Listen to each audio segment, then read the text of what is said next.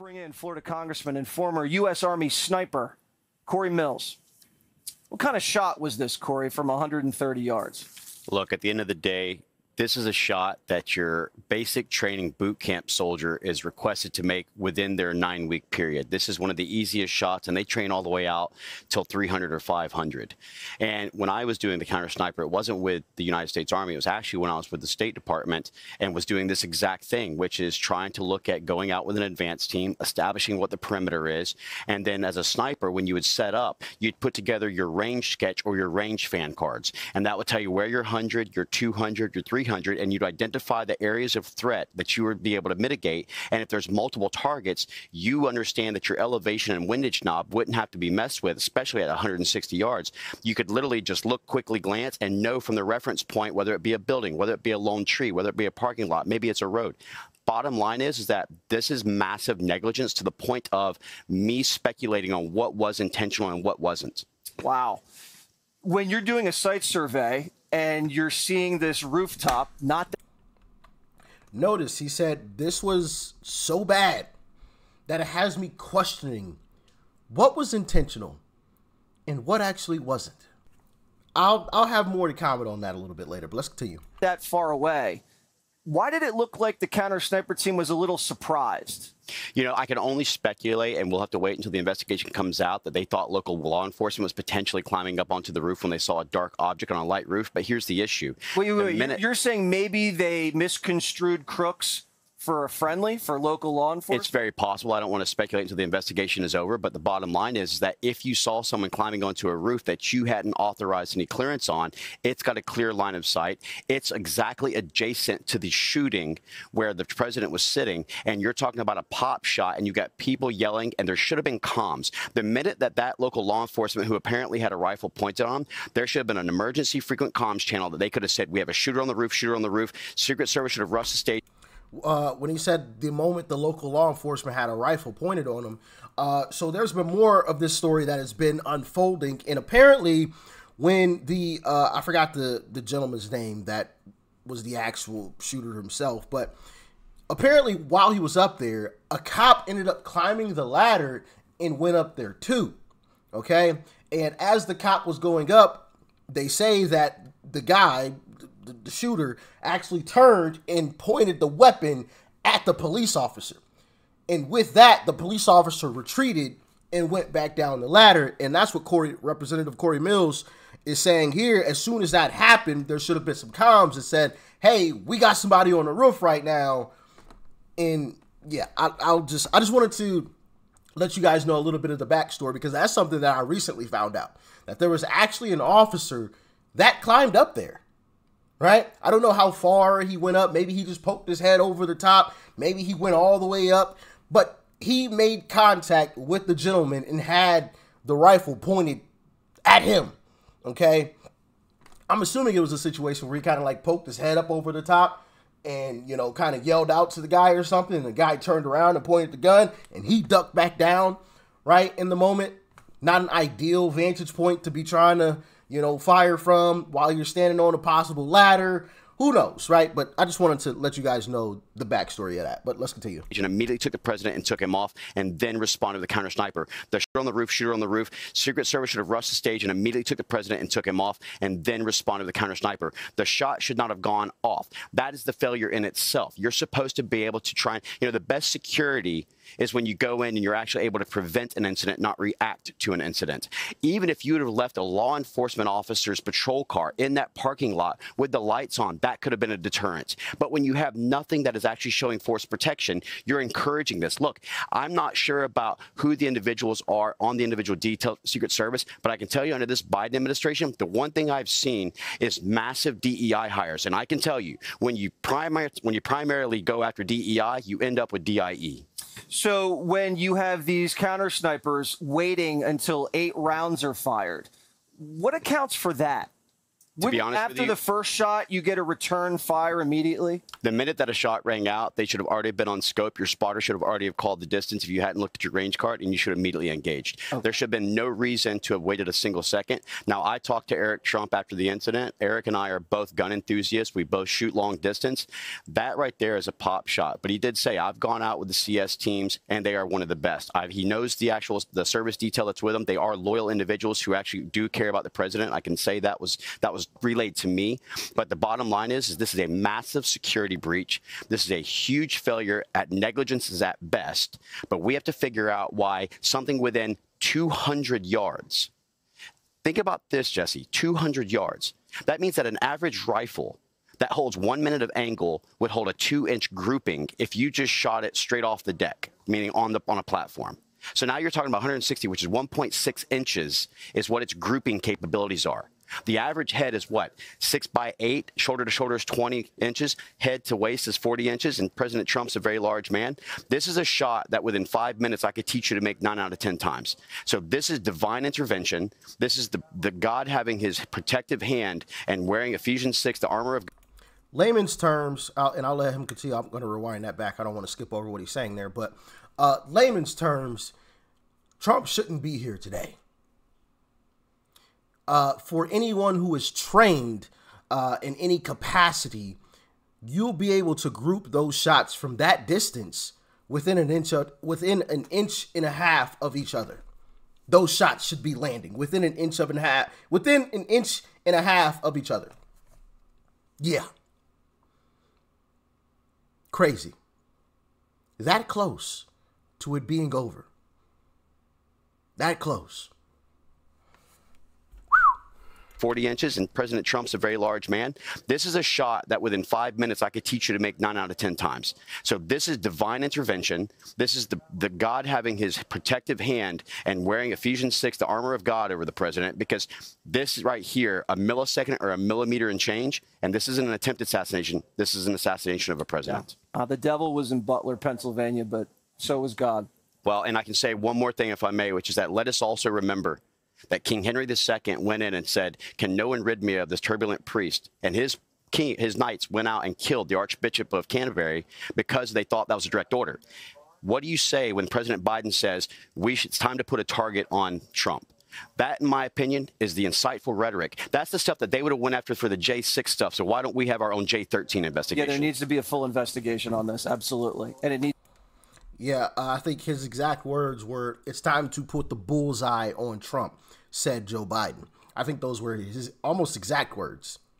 And then, of course, you had this incident. I also do want to play this short little piece from Candace Owens. Shout out to Candace. I've got to be kidding me. Let me say something right now. Take this to the bank, okay? That person was allowed to scale that roof, okay? I am not some individual who's trying to assess the situation and had never been around the president of the United States. While Trump was in office, okay, was around him a lot. And let me tell you something. The Secret Service, there is no person that can get around the perimeter of the Secret Service where Donald Trump is without them being aware of it. I am not kidding when I say that my husband once almost got shot by the Secret Service because he came down a staircase. I was speaking at the NRA, and he snaked in and came down. And they didn't know who he was. And they were like, freeze, freeze, freeze, freeze, freeze. Like, we will shoot you right now. So you're telling me that guy walked up and was trying to get the attention. The Secret Service saw him, and he's pointing, and he's saying, this guy's got a gun, this guy's got a gun, and they're pretending they don't know what's going on? I mean, am I crazy? Do you guys actually believe this was a failure in intelligence? All of these Secret Service agents crawling around, and you don't think just what that guy said, that is common sense, okay? They're trying to now tell us that common sense is a conspiracy. That is the new thing that they're trying to tell the public. Common sense is a conspiracy. You're telling me this guy was able to walk up with a rifle in his hand and scale a roof, and you don't think the Secret Service, and let me tell you, they get there days before. Let me tell you how a security apparatus is supposed to run. Days before, they get in and they look at every possible angle in which somebody could hurt the president, okay? And I'm not even talking about once you get to the Secret Service. I'm talking about if you just have security in general. Before you speak, they will go, hey, this is the stage. Okay, let me tell you, that right there is a problem. They'll mark that as a spot. That right there is a problem. That part, we need to know who this person is. They'll knock on doors. Okay, they got to figure out every possible angle that any individual could potentially get on a roof, because you know what? This has happened in the past. People have been shot from roofs. People. You know, I don't like to be a conspiracy theorist, but I do think Candace Owens, I think she has a great point.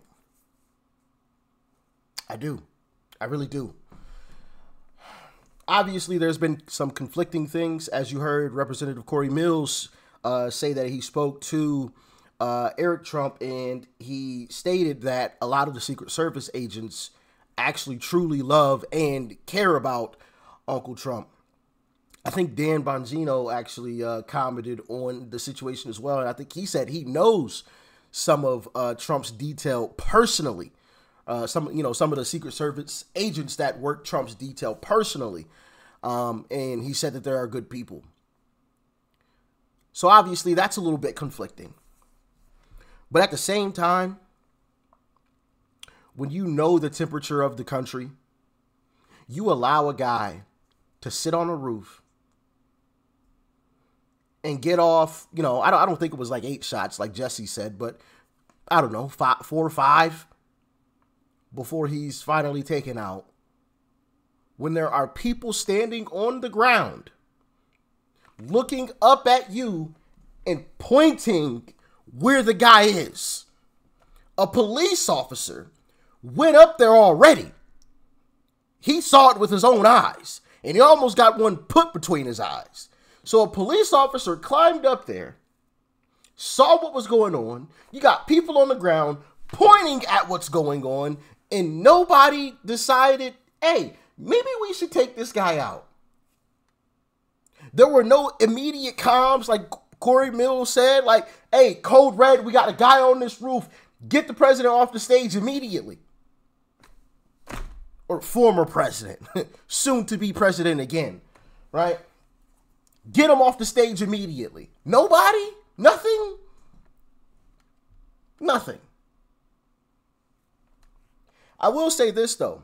I saw a couple of folks who were not completely understanding of what and why Trump praised the Secret Service after the situation went down, right? Because after the situation went down, Trump immediately, released a statement shortly after saying, thank you to the Secret Service for your fine work, blah, blah, blah, blah, blah.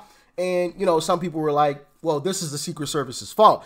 And in my mind, I'm like, yo, so like he's supposed to bash the people that are probably within 10 feet of him as he's typing this with weapons in hand. Like, you expect him to just bash that person? Like that's done. Even if he believed that it is their fault, he's not about to bash these folks. That just doesn't even make sense. This is common sense. The people that are supposed to be protecting you, that are probably standing within 10 feet of you as you're typing that post, right? That he posted on Truth Social. Yeah, I'm just gonna bash this person, even though they're within 10 feet of me with weapons. Now, will they turn the gun on Trump? No, but still, like that just doesn't make any sense. Even if you believe it, right?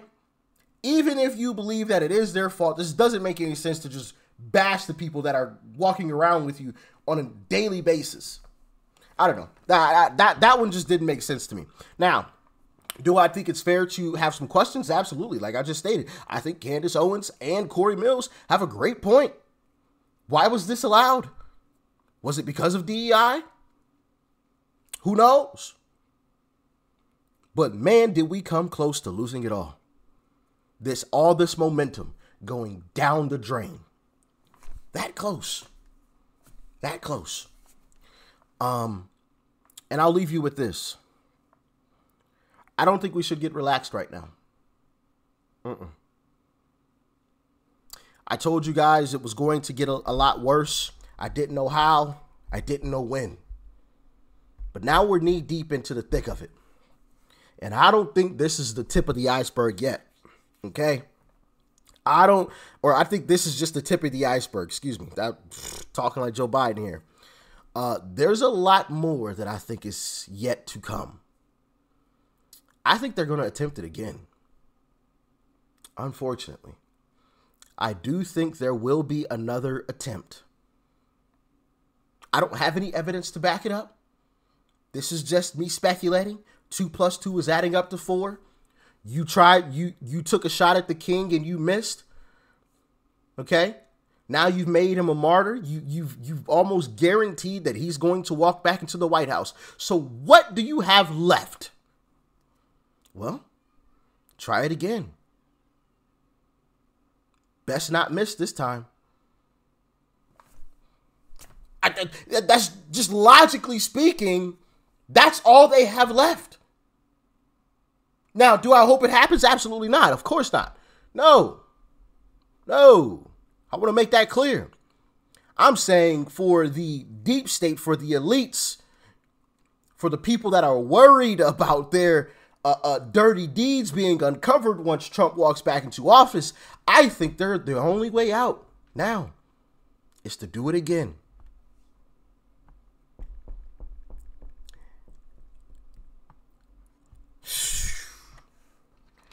That's just my assumption. I hope I'm wrong. Y'all can let me know how you feel about that in the comment section if you think that I'm right.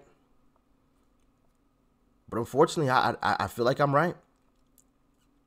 They're going to try it again. Don't know how. Don't know when. Could be somebody close to him. Slips something in his drink. Poisons his food or something. Or they just attempt to do what they just did just a couple of days ago all over again. I don't know. But I do think they'll try it again. Because that's their only way out at this point. That is their only way out. That's all they got left. But as always, y'all stay safe out there. Peace and love. I'm out.